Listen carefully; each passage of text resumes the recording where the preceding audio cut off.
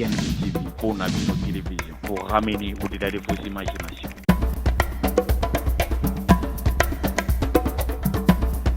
PNB TV, votre chaîne de télévision sur le net. Merci beaucoup, aimables internautes et fidèles téléspectateurs. Bienvenue dans cette émission. Rendez-vous valable. C'est vrai qu'aujourd'hui, on va essayer un peu d'analyser certaines d'autres choses qui se passent dans notre pays. Voilà, qui se passent maintenant des confrontations entre plusieurs partis. Il y a quand même ce qu'on dit la revendication de la population face aux députés par rapport aux lois qui sont en train de pouvoir imposer au peuple et de pouvoir voter cela, que cela soit exécuté. Le peuple dit non, on ne peut pas se laisser comme ça c'est vendre le pays, ça c'est se laisser à la portée de tout un clic des gens qui veulent s'accaparer de nous, peuple congolais, en otage. Voilà, aimables internautes, vous devez savoir qu'à la prise de vie, c'est bel et bien et beau image qui assure à la prise de vie, au montage, à la réalisation et consort. Et une chose à dire, on a un adage que les images suffisent d'elles-mêmes. Je vous conduis donc de suivre ce qui s'est passé hier au Palais du Peuple. Comment est-ce que la population s'est mobilisée, l'UDPS, MLC, Lamouka et autres. On a même trouvé certains militants de parti de notre papa Moïse Katumbi et Tchapo. Ils étaient là sur place au Palais du Peuple pour revendiquer leurs droits qu'ils ont catégoriquement boycotté. Ce que les députés veulent faire au Palais du Peuple. Moi, je vous conduis de suivre et on se retrouve tout juste après.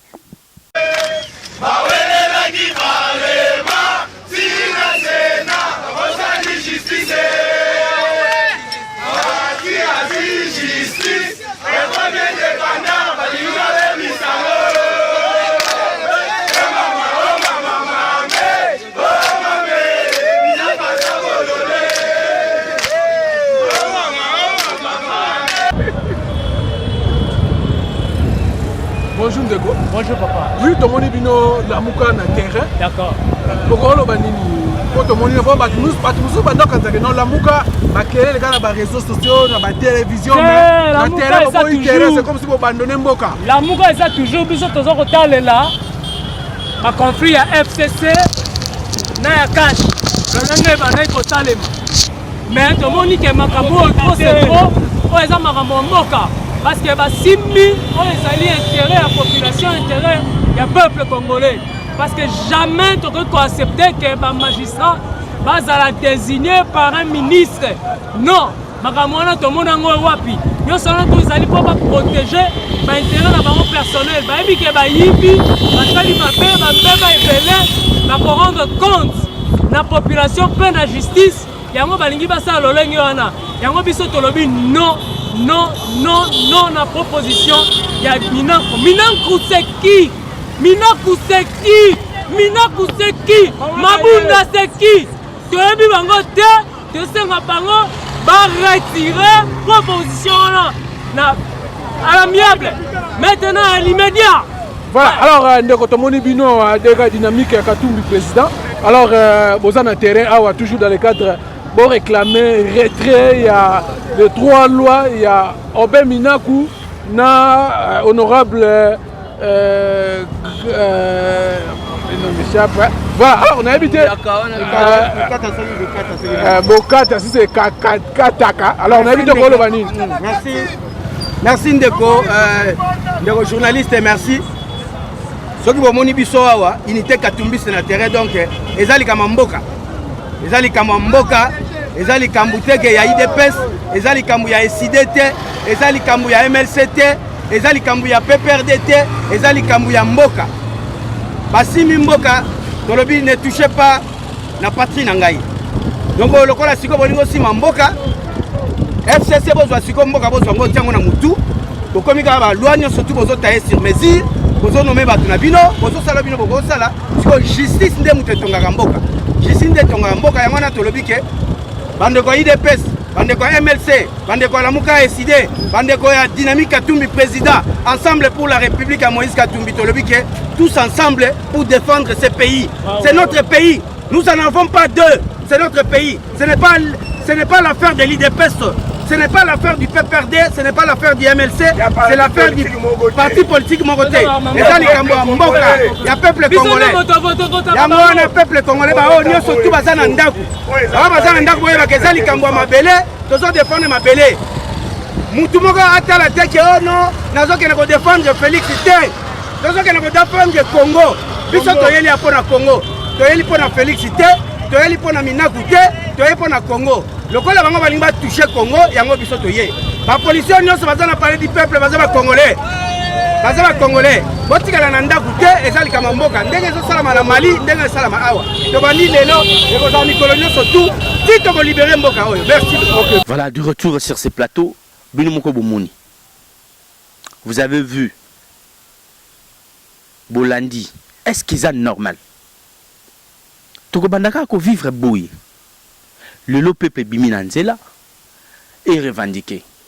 Bandeko na biso besoin un parlement. Est-ce que vous pouvez comprendre que bon ça la likambo ils ont la volonté à peuple.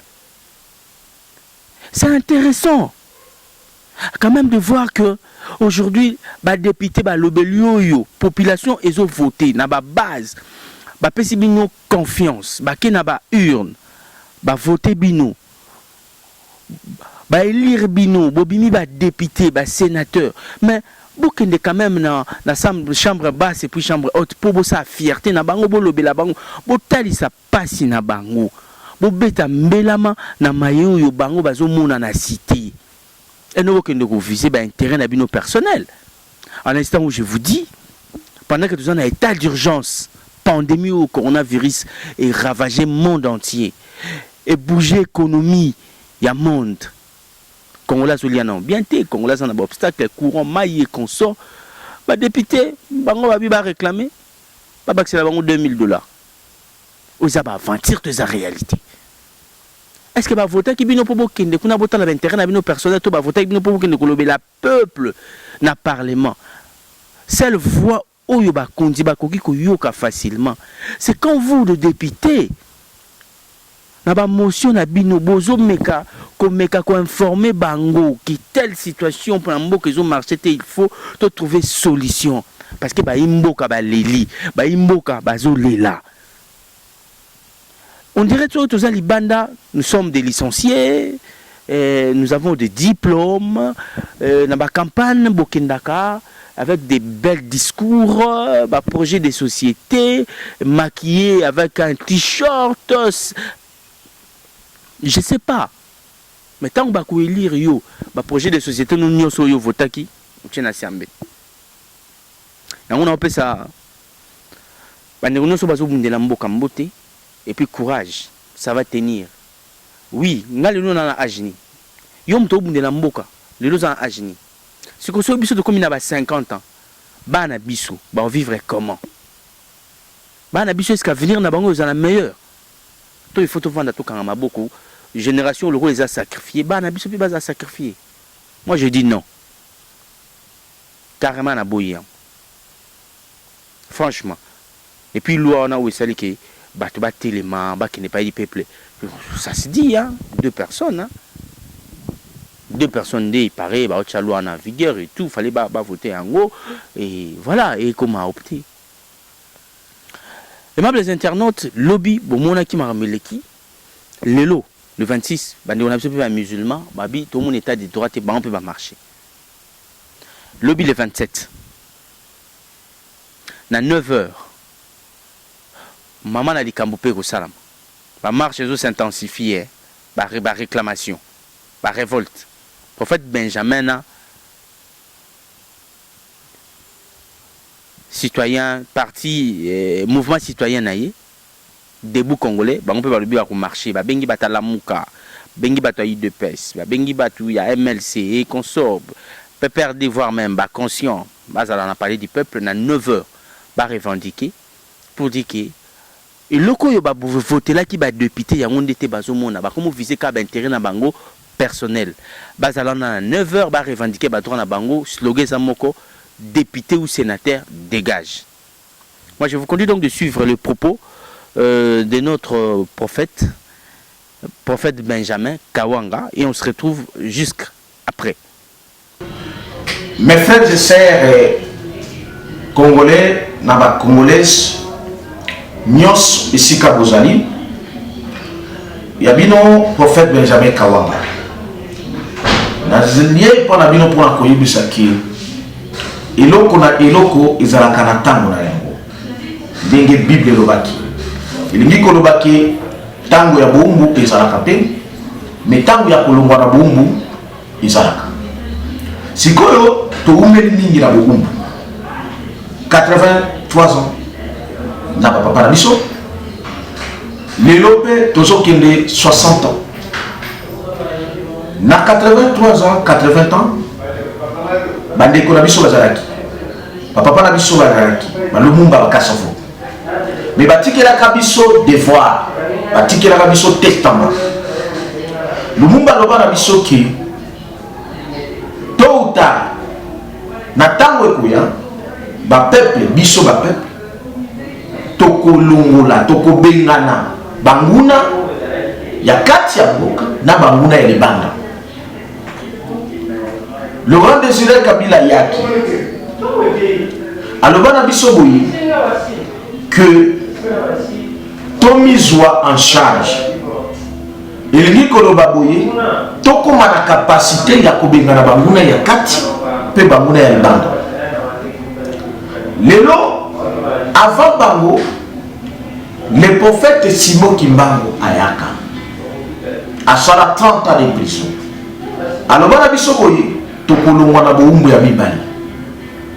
Lelo ndeko na bino prophète Benjamin Kawanga incarnation Simon Kimbango aye koyebisa bino ki Nzambe asala kana temps mais temps ya Nzambe ekokisamaka na mutu parce que Nzambe akokisaka eloko te sans mutu. Ndenge asala na Israël, asala na David, ndenge asala na Joseph, ndenge asala na Moïse, ndenge asala na Josué. Bazalaki batu, ou bazalaki mission à conduire le peuple. Lelo, Nzambe tata, asala ndeko na bino prophète Benjamin Kawanga. Aye na bino pona nini, pona na conduire bino tokene na terre promise. Tolongwa na boumbu ya mibali. Mena pona kolongwa na ngo. Voici ce qu'il faut tout ça. Et l'autre est l'osso. Tozaka takokokisa maloba o nzamba à travers basakoli na ye o basakoli politique.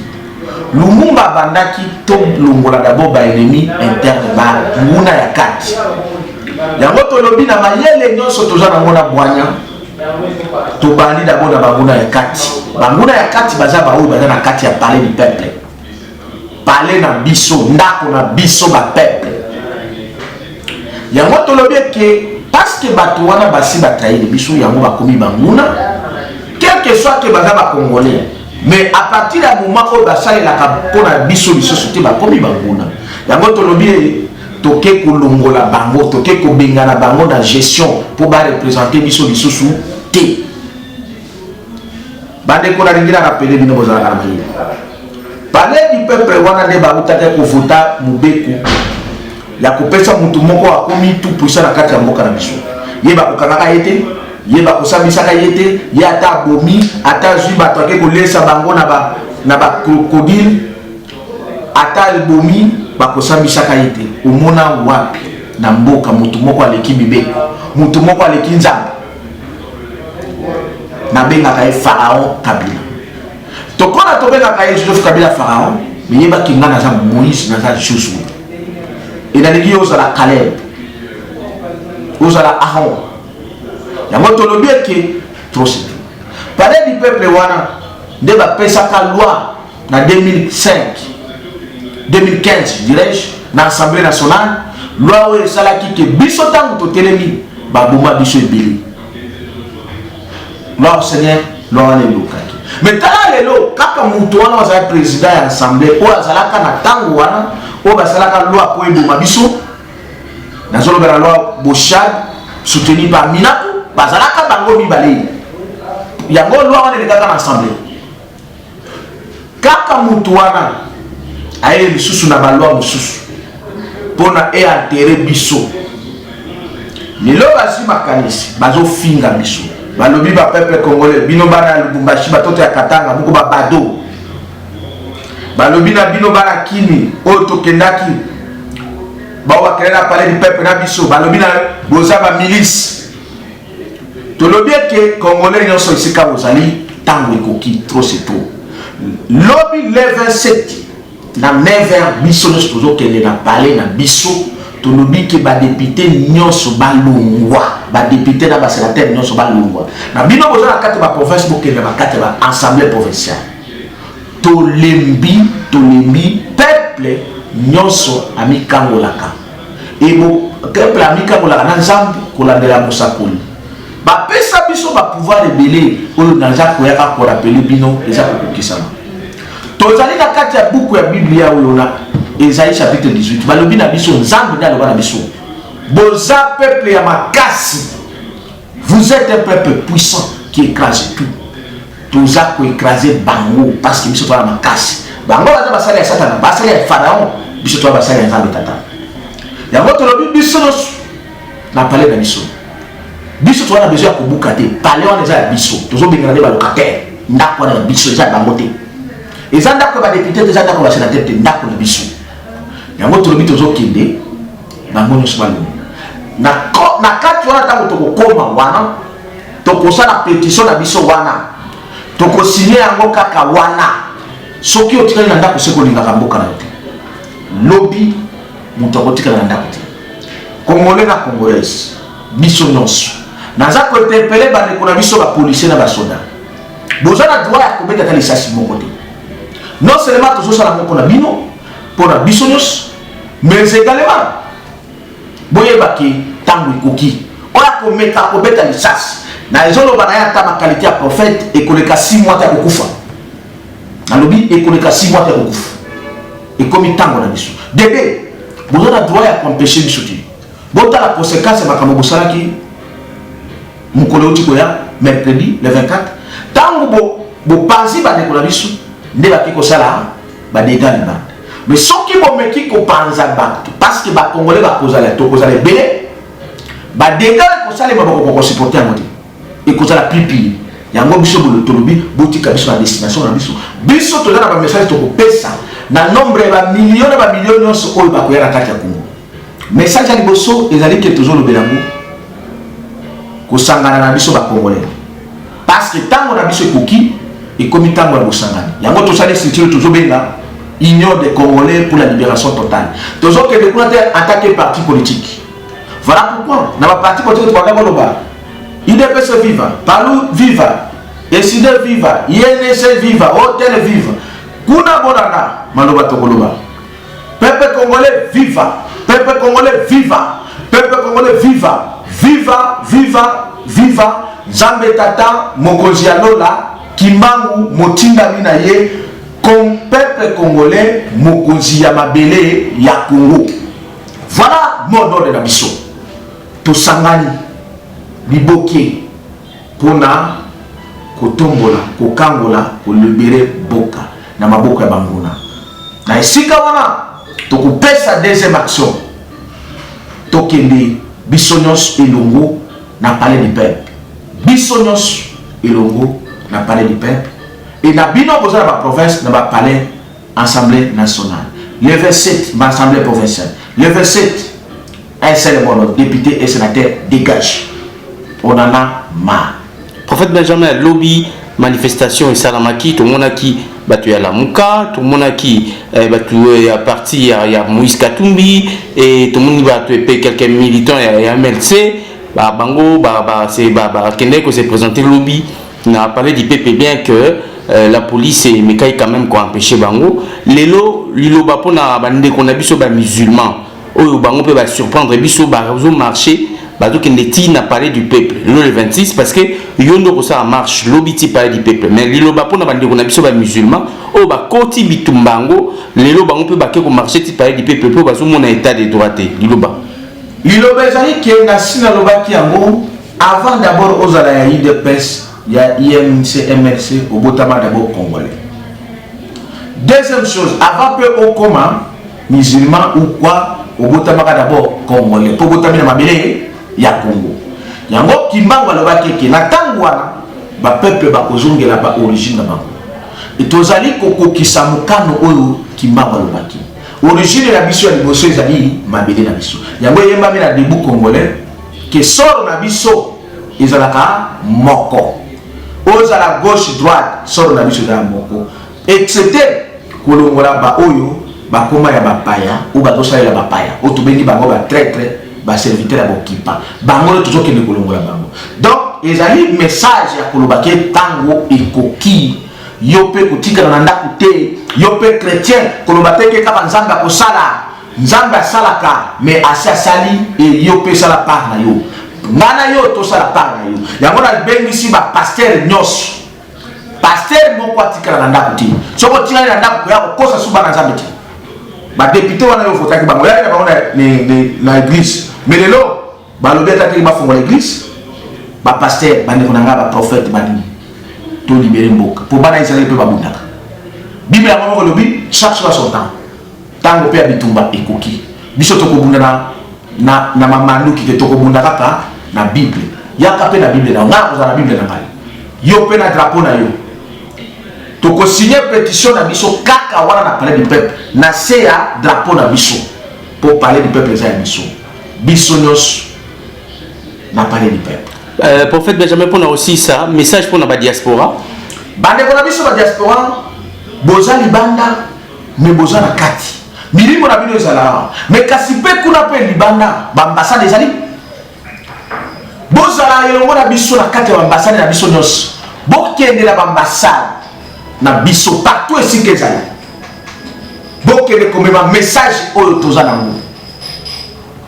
Que tous députés et sénateurs dégagent et que si on appelle la communauté internationale, le peuple toza et longo to sangani. C'est pourquoi tu le dis union des Congolais pour la libération totale. Bah on est besoin soutenir biso toza awa, boko ba ko soutenir ba Congolais ba Congolais nyonso. Bo benga ba dekora bino nyonso baza awa, moko te atika na ndako. Po bino boza pe ba umu kuna. Et c'est quel bozonga na boka na bino. Sikoy boko zonga nini ba maresite na ba géant baza awa. Voilà Benjamin Kawanga Aza Josué. Bande ko ngola ba malécite na ba géant comme ça biso na bino tokota na terre promise. Boko zonga na mabele na biso. Mais pour la kozonga to bundela ngo à partir du 27. Biso nyonso du 27 tino le 30. Partout bozali na ambassade na biso. Na yebi ke bana France balobi ko sala ba kite ba messe. Oui, ba to sala pe ba messe na ba kite belé. Non, boké na ambassade. Congo eza mabele ya biso.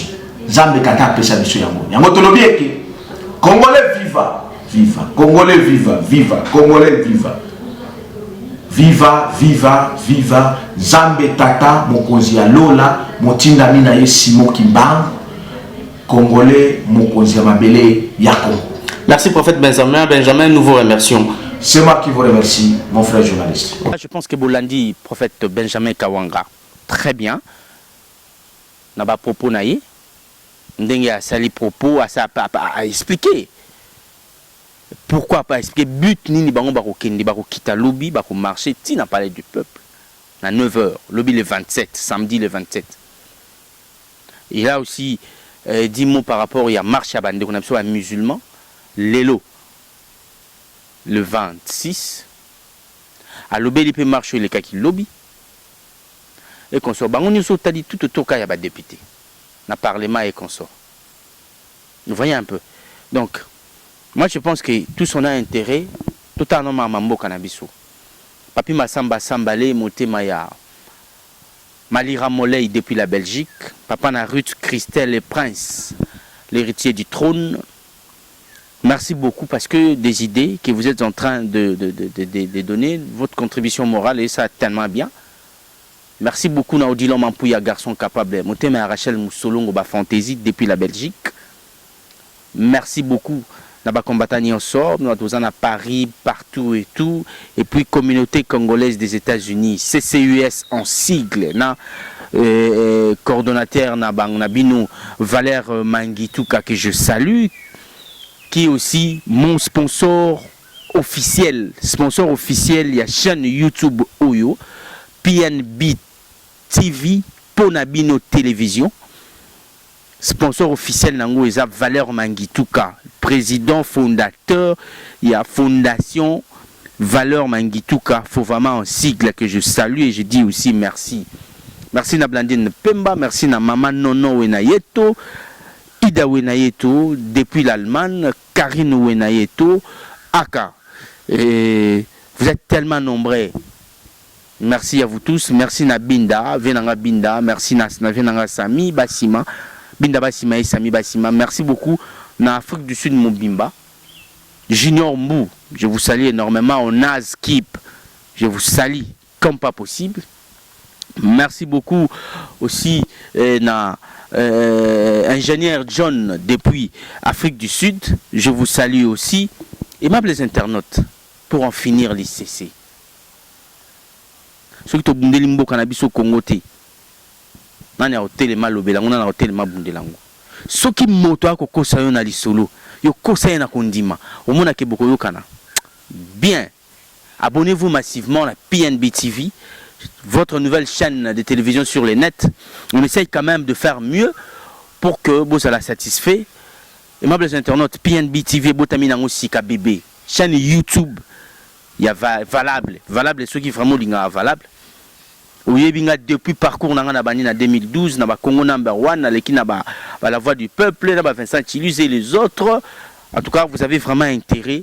Il y a s'abonner massivement aux gens à Paris, aux gens à France, aux gens à Belgique, aux Awapi, partout. Même au Congo, parce que culture, Congo là, comme une culture à YouTube. Vous s'abonner massivement. Merci beaucoup.